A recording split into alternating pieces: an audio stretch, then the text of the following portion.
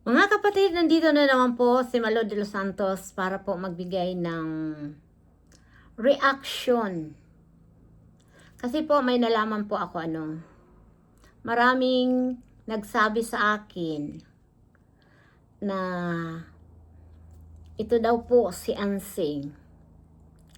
Tinanggal daw po sa programa ng Porpes. Gaano po ba katotoo na ito nga po si Ansing hindi na po kasali sa Porpes? Alam niyo po mga kapatid, hindi ko po alam kung totoo po ba ito. Kaya tayo po ay magtatanong po sa atin mga viewers kung kayo po ba may nalaman na si Ansing daw po natanggal na sa Porpes. Pag-uusapan po natin mga kapatid dahil ako po hindi sigurado kung totoo po ba itong balita na si Ansing nga daw po kaya masama ang loob. Kaya ginawa na lang po na humingi ng public apology dahil po ito po ang dahilan na siya po ay tatanggalin or tinanggal sa Porpes. Ito po ay hindi ko po sure kung totoo o hindi. Kaya nagtatanong po tayo na kung totoo man, kakaawa po dahil wala naman pong kakayahan. Kailangan pa rin ang tulong po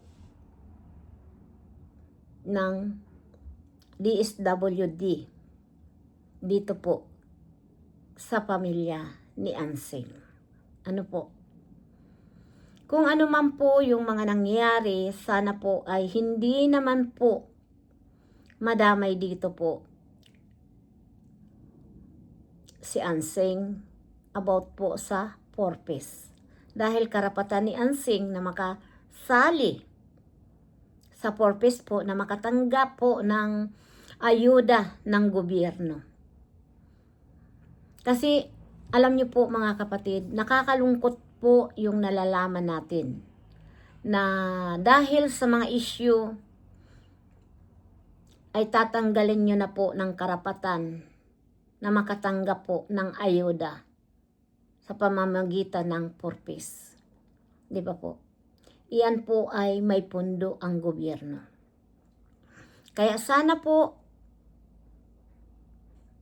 huwag nyong tanggalan ng karapatan. Dahil lahat po tayo na mga mahihirap, karapatan natin po na makatanggap ng ayuda ng gobyerno.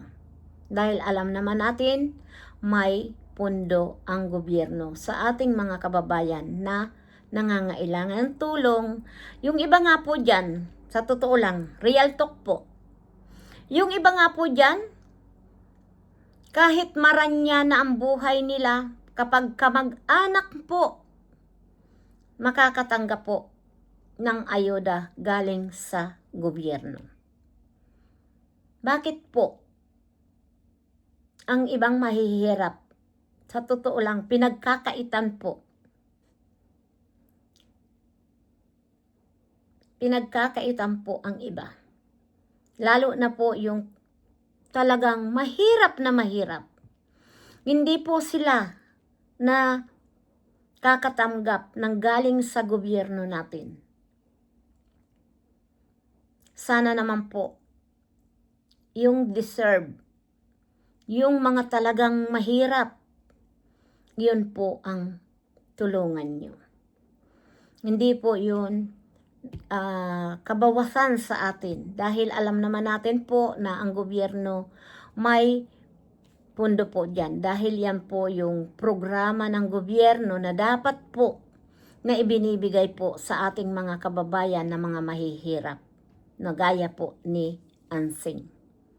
Dahil po sa naging problema na kung tutuusin, wala naman si Ansing doon kasalanan.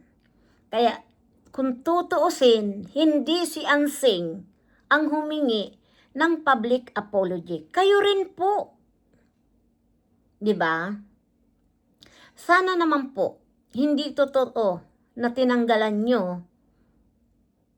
ng ayuda si Ansing dahil yan lang po ang inaasahan nila.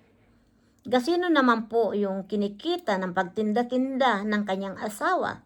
'Di ba? Sabi nga ni Ansing, laging pinagagawa ang kanilang motor dahil nagtatagas ang langis kaya wala nang naiuuwi sa pamilya.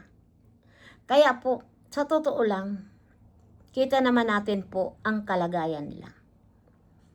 Mas marami po na mas mabubuti po ang kalagayan ng kanilang pamumuhay, pero po nakakatanggap ng galing sa gobyerno. Ayuda. No? Kaya mga kapatid, dito sa usapin na ito, sana po huwag pagkaitan.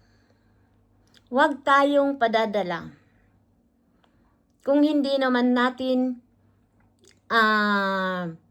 yung pamilya na yan na alam naman natin na hindi gawa-gawa ni Ansing yung tungkol po doon sa Tinkay.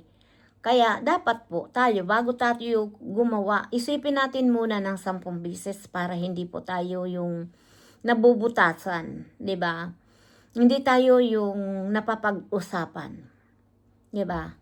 Dapat po lagi tayong aware sa mga bagay, lalo na po si Ansing. Dahil alam niyo si Ansing, hindi po yan basta-basta. Dahil mayroon po yan na mga nagbablog sa kanya. Malalaman at malalaman po ng buong mundo. Kaya po tayo mag-iingat lang, ano? At ito nga po, sana lahat tayo po may makapulutan ng aral. Ang lagi nga sinasabi ni Malo de los Santos, kapag may alam, hindi tayo malilinlang. Kaya uulit-ulitin ko po mga kapatid, maging aware tayo sa lahat ng bagay. Huwag tayo basta-bastang maniniwala or magpapaloko. Kung alam natin na tama, ipaglaban. Kung alam natin naman na mali, hindi masama ang humingi ng pahumanhin. Walang kabawasan sa ating personalidad, di ba? Kahit po tayo mahirap, wag natin ipagbili ang dignity, di ba? Dahil yun na lang po ang natitira nating kayamanan sa buhay, no? Na ni sino man, pag mayroon tayo pong sariling paninindigan or dignity, hindi po tayo basta-basta. Ni sino man nalaitin tayo o pag-apak-apakan na lang ng taong akala nila kayang-kaya tayong apak-apakan na lang o lukuhin. Kaya tayo mga kapatid, sabi nga, kaya tayo pinag-aaral ng ating mga magulang. Pinag-aaral natin ang ating mga anak para po may alam. 'Di ba? Dahil sa mundo ngayon, ang may alam mas malawak ang kanilang kaalaman, malawak ang panguunawa. Na hindi basta-basta matitinag. Kaya mga kapatid, hanggang dito na lang. Please support Daddy Frankie at ang kanyang team. Mabuhay tayong lahat. Suportahan natin Aling Rochelle Vlog at siyempre naman po Malo de los Santos na nagsasabi, mabuhay tayong lahat. God bless you po sa inyong lahat. Sana pagpalain kayo ng may kapal at lagi po kayong ligtas sa anumang kapahamakan at hindi kayo magkakasakit dahil alam naman natin po, pag nagkasakit talaga pong butas ang bulsa. Ayan. Marami pong salamat. God bless you po sa inyong lahat. Maraming salamat talaga sa mga viewers na patuloy na nagmamahal kay Malo de los Santos. Mabuhay tayong lahat. Bye-bye. We love you.